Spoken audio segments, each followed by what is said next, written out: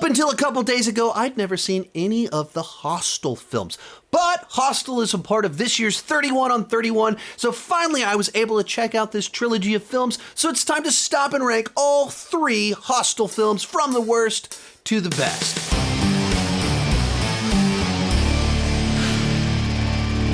Hi, my name is Sean, and I love to talk about movies and TV way too much. With that in mind, go ahead and join me down below in the comments section. Share your ranking of all 3 Hostel films. My list is not the right list, it's just my list, and I would love to see yours.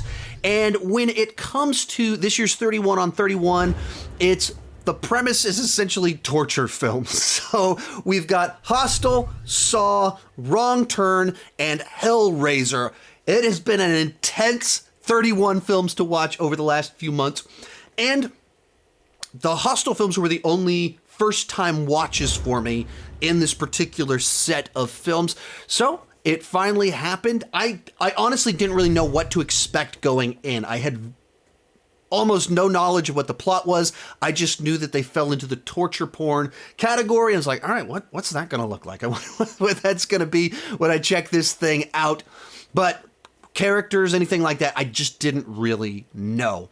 Now I've seen all 3 of them, so let's get started. In last place, Hostel Part 3, but to be perfectly clear, in my mind, it's not like this is distant third. There's not a gap between parts 2 and 3, really. In fact, as I was watching the movies, I started messaging with Cody Leach, like if I have the third one, like right up there with the other 2, are people gonna like capture me and pull a Hostel on me myself? Like, is this like a hated third part? Because I thought it, as a direct-to-video sequel, far exceeded what direct-to-video sequels normally are. And there were things about it that I liked more than the 2 parts above it on this list. Now, not that I loved it, not that I'm like a massive fan looking to rewatch it or anything like that, but maybe it's because I went in assuming Hostel Part 3 was going to be dramatically worse than the rest of them. I was very pleasantly surprised by the film and kind of what it turned into. Now, I mean, the basic premise here is we are sort of doing the same thing again, just this time in Las Vegas. People off to go party, and all of a sudden, in the midst of their party, they go party at the wrong place, and someone goes missing. People start getting tortured to death, and then we're desperately trying to survive by the end. Okay, that's what the previous 2 films were as well. But what I felt this one in particular had was actually a set of twists and turns. From the opening scene of the movie, it sets up an expectation and tension where you think things are heading in one direction. You think, okay, all right, or I know where this is going. And then it turns it on its head and there's an actual twist there. And you go, oh, that was surprising. That was unexpected. And then even as we get into the main story, the main plot of it, continues to have several of these just little twists and turns along the way that make it a little bit more interesting. It's a little bit more clever than your typical direct-to-video sequel. And even within this franchise itself, the first one is very straightforward. This one has more kind of little shifts and dynamics in it that I appreciated. And now, as you move into the third act, it turns into an action movie where our main guy's grabbing a machine gun and mowing people down. And so it stops being so much about the gore, the torture, the horror aspects, and like literally there's a ticking clock to escape before it blows up and shootouts along the way. I like action movies, so I enjoyed that. But, it doesn't necessarily deliver the distinct experience that you want from one of these movies. I mean, I'd say even kind of on the lore, where you want to continue to build out the mythology, that's the path they started heading down with the second one.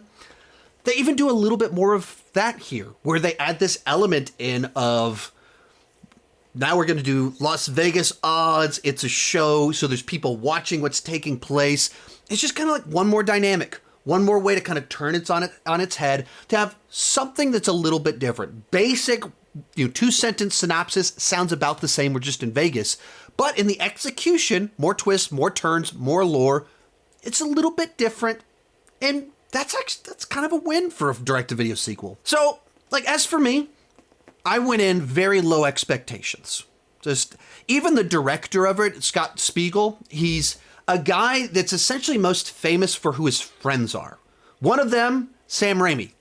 He co-wrote Evil Dead 2 with Sam Raimi, and then he became friends with Quentin Tarantino. And in fact, there was a point in time where Tarantino was almost going to be the one making a Halloween film. I believe it was Halloween 5 or 6. It was in that window of time. It was 6, I believe, where they were courting, or it would have been 6 because of when Reservoir Dogs came out. They're courting him to do Halloween 6, and then it was kind of like Quentin would produce it and Scott was going to direct it. And then, of course, that didn't happen, and we got Paul Rudd's Halloween instead. But he's never really taken off as a director on his own with like higher profile, bigger things. So for me, the thing I most know him for is directing, or the direct-to-video sequel to From Dusk Till Dawn.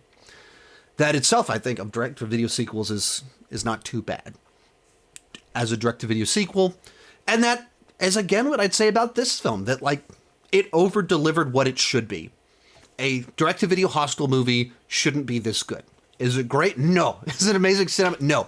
But did they have enough twists and turns, action? Yeah. Is there at least one gore sequence that weirded me out and that it's going to stick in my brain? Yeah. The face peeling scene? That one's going to stick with me a while. Probably needed more gore in the rest of the film, but you got at least one where I was like, oh, that's no good. So this one is in last place, but honestly, it's like this with the next one on the list. All three of these, they're really close.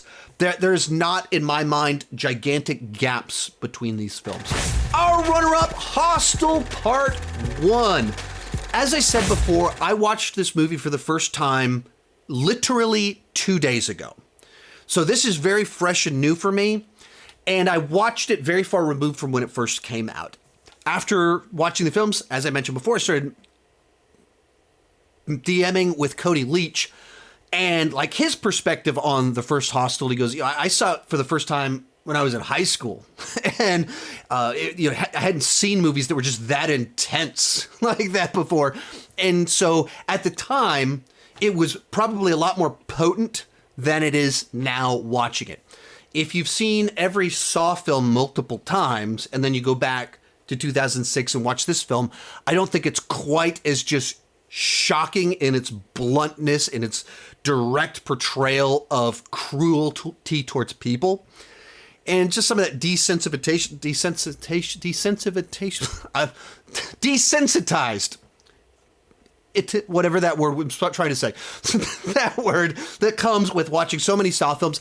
Even something like Game of Thrones, I think culturally has numbed us to shocking violence, where casually having people fed to animals, casually skinning people, killing lead characters in cruel ways, it's just not as shocking. We're a little bit more numb to it. And so I think for that reason, this movie probably didn't have the impact for me that it had for a lot of you if you saw it in the theater. Likewise, I saw it at my house with my own blanket and pillow, hold them or whatever, rather than in a packed theater of like, what are we about to watch? Whoa, that just got real.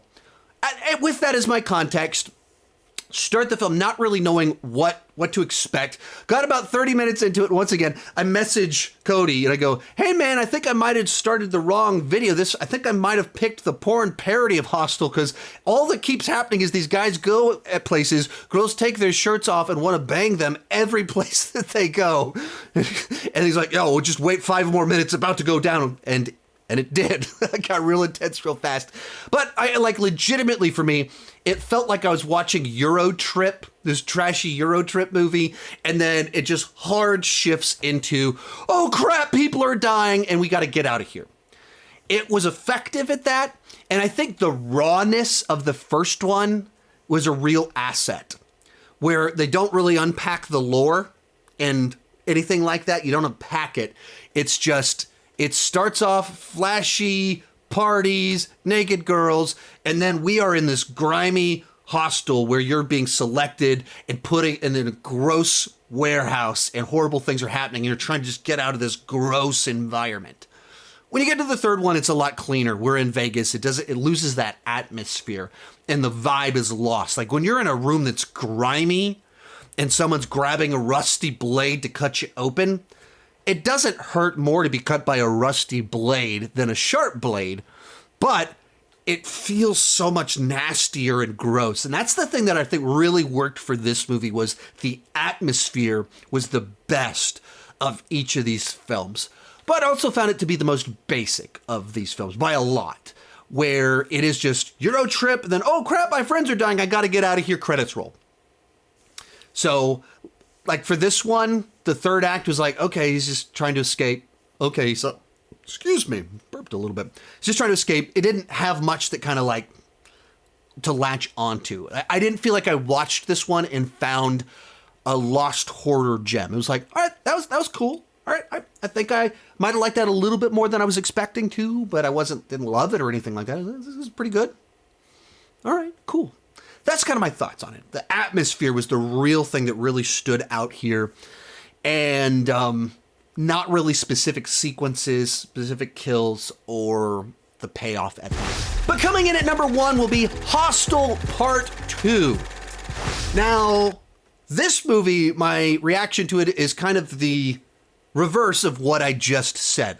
The reason this one is in first place is because Eli Roth found a way to crescendo this movie in a way that you just don't forget it. There's not a way to forget the last 10 minutes of this movie.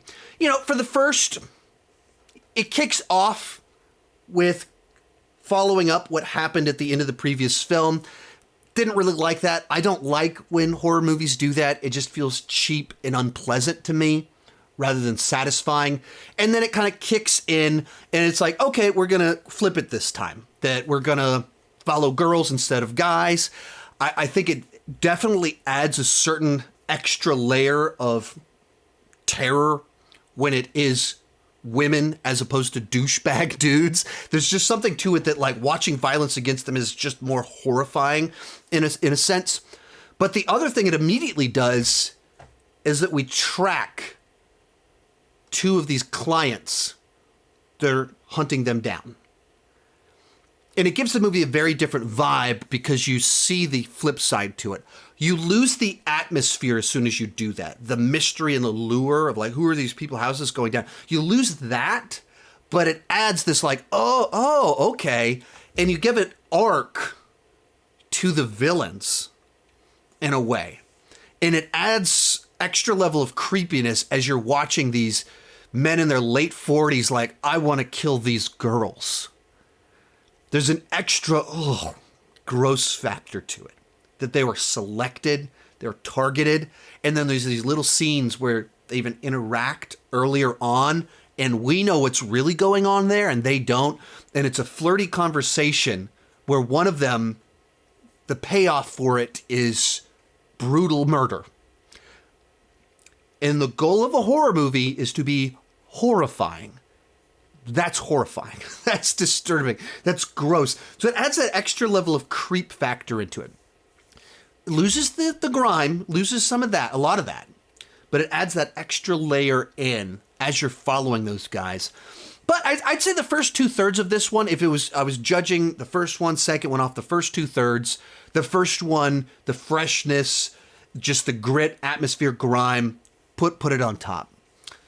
And this movie easily came in first for me because as you move into the finale, it got significantly more clever. Both in it's playing out our villain characters. Each of them, there's a fulfillment of it, where you realize the one that's pushing to do all of this is just full of hot air. Like, he's all talk, and as soon as the reality of what he's doing happens, as soon as he has to face a person and what's happening, he's disgusted by it. He can't do it. He can't, like, all the bravado, everything he said all along the way. And at the end of the day, he's not that guy that he claimed to be. And so it's just, you kind of play that out. And then on the flip side to that, the guy that's clearly been cowardly, and it hasn't been like, let's go do this, is actually hiding so much sick, twisted anger inside of him. He's the real psycho of the family. And there's that dynamic is kind of, once again, adds some terror into it as you realize that the most dangerous people often aren't the people you expect it to be. And then you get the final big payoff sequence where Eli Roth goes about as sensational and shocking as you can in the way that this lady decides that she's going to hold this guy hostage.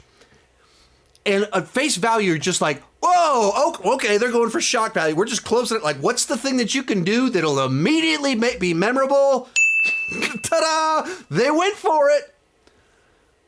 But that's not really what the full finale is. It's not just shocking. We get the shock part that catches your attention, but she doesn't escape by repeating the finale of the last one and turning it into a cat and mouse game. She wins by being clever.